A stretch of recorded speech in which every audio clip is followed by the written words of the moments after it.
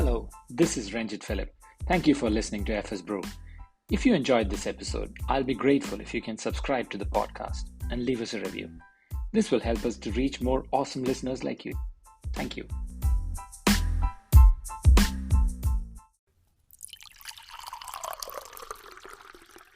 Hello and welcome to FS Brew. FS Brew is the region's first podcast focusing on all things insurance and insurtech here in the UAE and the wider Middle East. I'm Vidya. I'm the founder of Forward, a startup that works with insurance companies to accelerate their go-to-market propositions, digital transformation, and digital marketing initiatives. And hi, I'm Renjit Philip. I'm an angel investor and advise and work with startups. These days, I'm consulting with a fintech company. Very happy to be here. So one of the first items that we have to talk about is Shory. They seem to be all over the web and on large hoardings on Sheikh Zayed Road.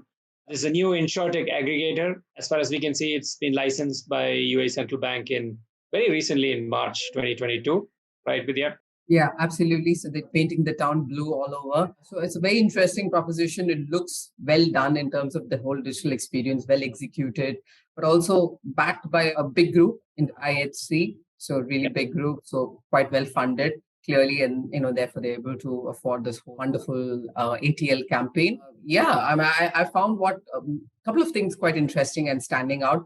One of them is they're saying they're socially invested. Now that's an interesting spin because not many insurers here have used that angle or even looked at that angle as part of their proposition. We've not seen that side of Shory as yet, but it'll be great to see how that unfolds. The only example I could think of is all quite Western at this point. It's the likes of Lemonade and whatnot who are looking at the social angle. So I found that quite interesting. What about you, Ranjit? Yeah, I think the other interesting thing is obviously from their predominantly blue color all over their website is that it seems to be just, you enter your Emirates ID and plate number. So they're able to fetch all the other details using those two data points, which is something new. I haven't seen anybody else do that. I wonder how that is working I think that's great from a customer experience point of view. So they're clearly plugged into a number of databases. And I think being part of a big group in Abu Dhabi helps. Absolutely. I've gone through some of these websites in the UAE where you have to fill at least 40 pieces of information. And if you can just get away with 2, that is fabulous. I like that as well. No, I found that quite interesting because many times insurers shy away asking these information upfront is also because they fear customer drop-offs, because customers shop a lot, especially when it comes to motor insurance. So they don't want to part away with all this really strong information. So again, very interesting if we know how are they doing from a customer drop-off perspective as well. Yeah, no, but the point is if it's only information and with Emirates ID, you get all the customer data. And with the plate number, you get all that you need about the car. And there you go. You're ready to rock and roll. That's brilliant. The other thing was, I just saw their license. Basically, they are set up as a limited liability brokerage. Yeah, so it's interesting to see that Central Bank is issuing licenses to brokering houses, even at this time when there's so many of them around. Yeah. But I guess, this is probably one of those digital brokers that you want to talk about that you've seen elsewhere in other regions, right? Yeah, and clearly, potentially they want to stand out and they have a strong proposition going. When you read through the website, it talks about how completely digital they are. But at the same time, they've understood the sentiment of the UAE residents. They do constantly showcase their call center. So they're not entirely digital, unlike in a couple of the new breeds that have come in the recent past where they say they were completely digital. They put their whole call center in a space that's not quite easily accessible from a customer perspective. Yeah, no, that's a good point. And I was just going through a website right now, and it looks like a car that I own can be covered, and a car that's used car that I'm going to buy. And also they have something for the new car, right? So I haven't really seen that on somebody else like Policybazaar, let's say. So all you have to give is the Emirates ID and your car's custom card, the VCC car number, right? So so it's got some linkage with the customs authority as well. So that is pretty phenomenal. Otherwise, you have to have a tie-up with the dealership, and you have to sit in the dealership to do this business usually. So I think that can unlock a pretty new channel. That's interesting. Yeah, no, absolutely. It's a phenomenal experience online. So it's great to see how they really take this forward. So there are a couple of strong competition already existing for them. So it'll be great to see how they actually break through that and make a dent in the market. Indeed. So we're very conscious that we're doing news with analysis episode after a very long time. We had a great long, summer break. So Ranjit and I thought, let's just do a quick roundup of, things that have stood out in the recent past that's making news. So let's start off with Policybazaar. Policybazaar recently tied up with the Adamjee Insurance. Adamjee Insurance is a Pakistan-based, very popular insurance. Now they've collaborated together to offer health insurance plan for UAE-based Pakistani nationals. So the Pakistani nationals will now have option to buy health coverage for their spouse, for their parents in UAE and also Pakistan. I think they've got levels of products going there, very nicely tailored for a particular segment. Ranjit? Yeah, I mean, it makes a lot of sense. Obviously, there's a number of Pakistani nationals living in the UAE, but what is a way of covering their dependents back home? So there's a nice way of kind of stepping in and providing cover. I think Policybazaar is doing a segment by segment approach. If you kind of cover the top 4 or 5 nationalities in the UAE, you can get a huge market that way. Yeah, exactly. They're already, catering to the Indian population. Now they're clearly going to the next big segment as well. So which is great work there.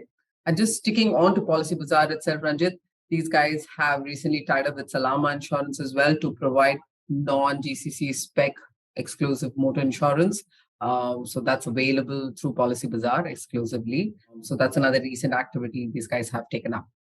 Yeah, and obviously there are some customers who are avid car lovers who import their cars, and these are not GCC spec.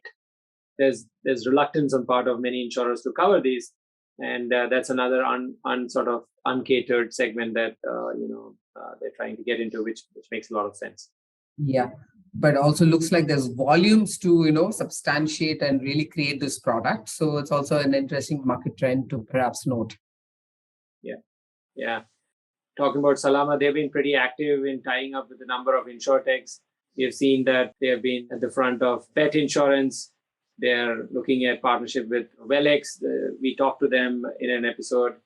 And I do believe they are also talking to some pay-by-mile car insurtechs as well. So they're trying to be very innovative and portraying themselves as one of the innovative insurers in the UAE. Yeah. No, it looks like clearly they seem to have a renewed sort of strategy going on. Quite a lot of activities you can notice from their social media itself. Like you rightly said, they've already have a partnership with Welex, which is very interesting because they're very new generation, sort of a health insurance provider.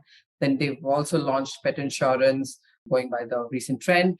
But what caught my eye is their campaign that's on. It's called Kind Beings of Dubai. It looks very interesting. It feels like a public interest campaign. I'm not entirely certain what it is because they're still in the pre-launch stage, looks like. So there's a little bit of buzz around that.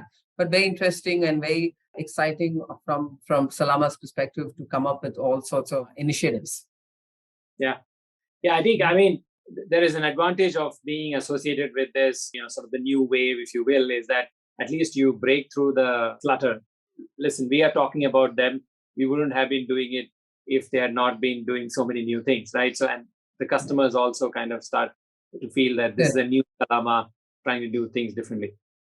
Which is awesome, which is great because you're moving away from the cliche of having the car and an umbrella on it. And that's how, motor has to be presented. And that's pretty much what insurance is, typically from an image perspective. So we're seeing a good wave of many companies like Salama now coming up with really strong campaigns. The next item is about insurance market. They've been doing, again, a very segmented approach, right? Just as we saw before with others, pretty collaborative with segments and Hero Motorcycles. There's so many delivery companies here, so somebody's got to insure them. And this is the exciting piece that you brought out about cycle insurance. Vidya, you want to talk about that? Yeah, no, they've got an exclusive pedal cycle insurance with Dubai National Insurance. I thought that was very interesting. It is at the back of some of the regulations that Crown Prince had put out just to sort of solidify this whole approach towards cycling in Dubai. I think it's a strong one, and come up with a product which is exclusively targeting a segment. It's very clever. I think it's a way to go. And I think many insurers should follow pursuit as well.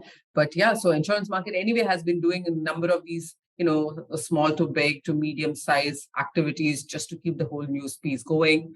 They've tightening their whole loyalty proposition as well. So there are a lot of benefits at the back of being part of insurance market.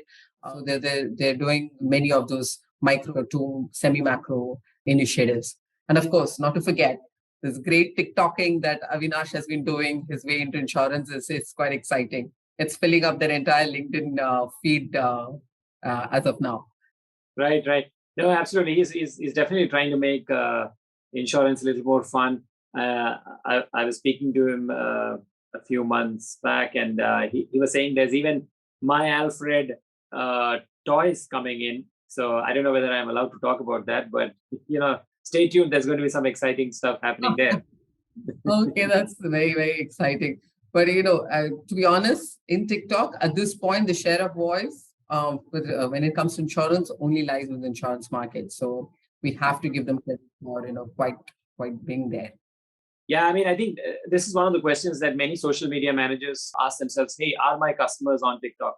I think, in my opinion, it's too late to ask that question. Your customers and their children and their parents, everybody's on TikTok. So it's, it's high.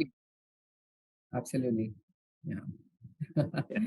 So going on to the next piece on this embedded insurance tech provider, they're called Cardia. Now, the reason it came to our attention was we could see that they're doing a number of initiatives with a number of guys. They have an embedded insurance proposition with Yalla Motor, which provides insurance for their customers. But they also are tech providers to many of the insurers already, the likes of Oman Insurance and Takaful Imarat and whatnot. So they're already providing the tech piece to these insurance companies. We also know our good friends from Petra have used them to develop insured.ae website, which is Petra's D2C sort of a brand, which is, I think, live as of now. Renjit, views on that? Yeah, I'm excited about the embedded piece. I think a lot of insurers, mid-range insurers, may not find it worthwhile to spend too much money in building integration. So that's where somebody like Cardia comes in. And I think the wide range of products also excites me. It's not just the traditional motor health. It's much beyond that. So it's one to watch. Yeah, no, and it's a great example of, the whole insurtech and incumbent insurance coming through for a good proper synergy and produce a good quality experience and product out there. Cool. So coming on to Camel Insurance, what do you think? I mean, it's so cliched to have something called Camel Insurance here in the region, but I want to say it's spelled Kamal, so it's probably not Camel. I don't know. It's confusing. I think it's Camel because they clearly have a camel logo yes. on the website. So I'm pretty sure it is. Okay, I'm maybe not sure, but I'm pretty, say 90% sure it is Camel. But yeah, interesting proposition from really strong, but yet very traditional, rooted to the heritage sort of a brand like RSC Insurance to come up with a sub-brand. So I think it's pretty bold from their part. It also looks like they want to keep it extremely digital, not much of a dependency on the call center. At this point, I think they have only third-party insurance provided through this website. Yeah, I mean, so it looks like probably it's just the first foray, and there's possibly more insurance products. We should get somebody from the team on to the next episode and ask them more questions. Well, definitely. And maybe get the whole pronunciation sorted as well in the process. Yes. Yeah. So, okay. Anyway, the last piece, I think, in a quick one is on GIG Gulf. GIG Gulf, I think after they have changed the name to GIG Gulf from AXA, they're going all out to making sure that the values are understood, their brand is understood. They're doing a whole lot of employee initiatives, which is really good. They're trying to do the right thing, but they've also, quite active on their whole campaign front. What sort of caught my eye was their campaign with Gargash. to promote motor insurance, which is not very typical. You don't have a direct brand or brand that has a very strong direct proposition, collaborate with a broker to bring customers on the digital front. So it's very controversial in many ways as well, but quite interesting from a campaign perspective. Andrew. Yeah, indeed. Like we were discussing before the recording, it's possibly to attract a new customer segment that only Gargash speaks to. So that could make sense from an investment point of view. Yeah, absolutely. So it might be a new segment that GIG cannot get access to. And that's what brokers do. So they've got this whole, segment that they were quite strong with, and then that brings them the money. So that's our good round of, activities that's happened in the recent past. Perfect. Thank you for listening. I hope you enjoyed the show. We certainly enjoyed putting this together for you. Absolutely. And we have a nice new website. So definitely take a look at it. fsbrew.co. Follow us on our Twitter handle as well at @fs_brew. And obviously we are on the LinkedIn page and we are also on TikTok. So at @fsbrew. So the number of places to follow us. We'll see you then. Awesome. Thank you. Bye.